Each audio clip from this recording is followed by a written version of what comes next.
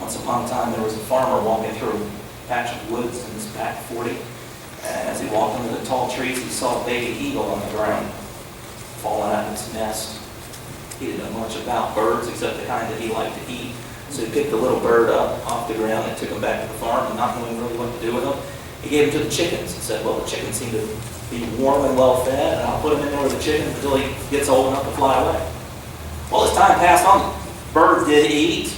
He walked around and he started to grow up like a chicken, until one day he got bigger than the chickens, and people that would come to the farm to buy the fresh eggs from the farmer noticed this odd bird in the yard.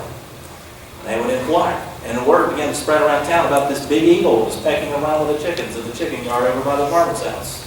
And so a scientist came out to the farmer, and he knocked on the door, and he said, I hear you have a strange bird in your yard. I happen to be a bird expert. I'm a scientist. Could I examine the bird? You know, scientists love their experiments and their hypotheses, so the scientist took out his bag of tricks and tools, and he began to measure the wings and the tensile strength of the feathers, and began to measure the length and the breadth and the width and all the aerodynamics and the physics, and he had his formulas and his calculators and all the rest of that, and he came to the farmer and he said, I have a hypothesis. Under the right conditions, this bird will fly.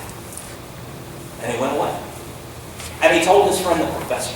And the professor came from the university, and he began to study the bird. He said, if you don't mind, I love birds. I actually love books about birds, and I have some with me. Would you mind if I talk to the bird? Help yourself. And so the professor came in, he read and spoke bird poetry to the bird, all about winged things. And he thought, if I could inspire the bird with a lovely sonnet, maybe the bird will feel encouragement in his heart and begin to fly.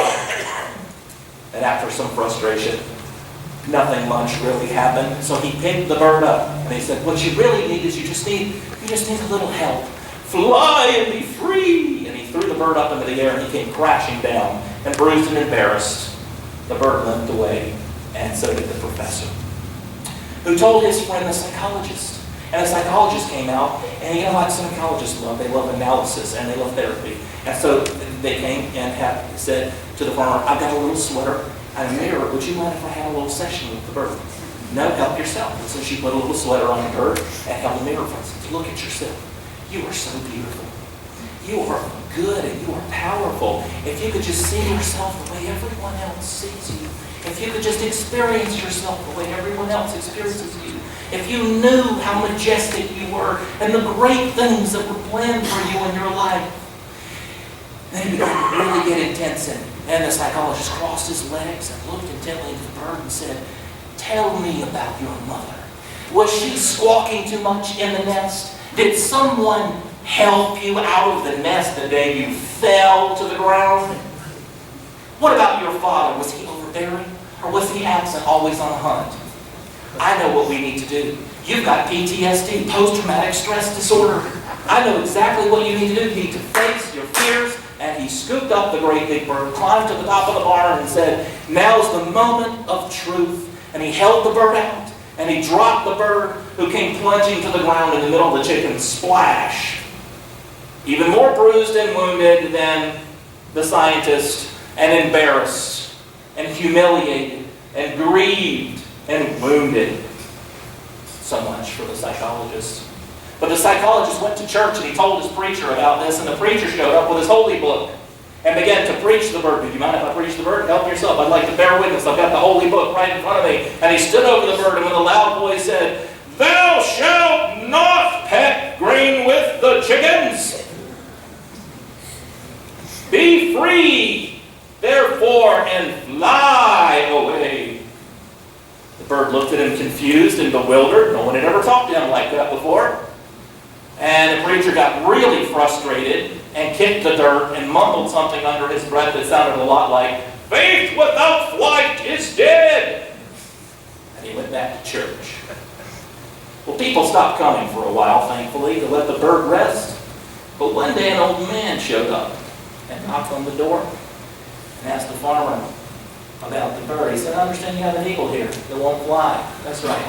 Would you mind if I gave it a try? Well, the farmer was getting pretty used to the game here, so he said, did you go to school about birds? No. You have a degree about birds? No. Do you own any birds? No. "You're not a taxidermist, are you?" "No." He said, "Would you let me try?" And he observed the man for a few minutes, and he could tell that this old man cared about the bird. He had an affection for the bird. He had a gentle way about him, and the bird seemed to come to him naturally. So he said, "Sure, what do you want to do?" He said, "Follow me." The old man took the bird on his arm and walked away from the farm, through the town. And as he did, all the people who had failed and pondered and wondered for years about this flightless eagle began to follow behind him. What's the old man doing? Where's he going to go? What's he going to do? He got out to the edge of town, and he came to the mountain that was on the outskirts of town. And he said to the crowd, "Wait here." And he turned and he climbed the mountain. And he found the tallest tree on the mountain and climbed to the top of the tallest tree. And when he got to the top, they couldn't even see him or the bird anymore. And they said, "That old man, that crazy old man's going to fall out of the tree and kill himself. He doesn't know what he's doing. If he'd have let us do it, we could have done it better." They had a little meeting right there.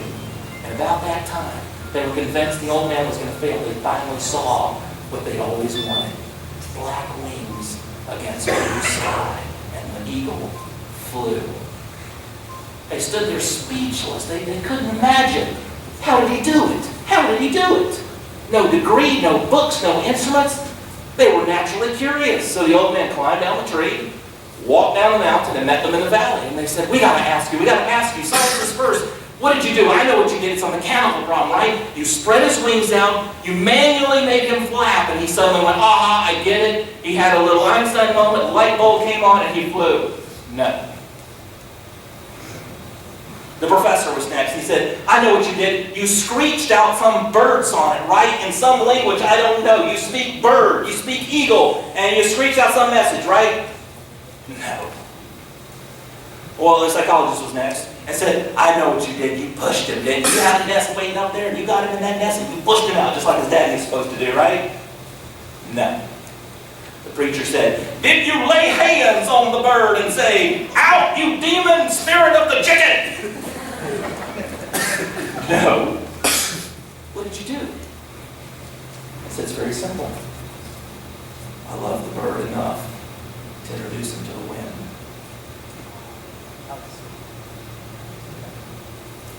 You know, it's not my job, nor do I see next, or Kynes, or any elders, or anybody else here to get you to like the church, or to get you to like me, or to get you to like religion, or like the Bible, or like anything else. It's our job to love you enough to introduce you to the wind. It's our job to get you to love Jesus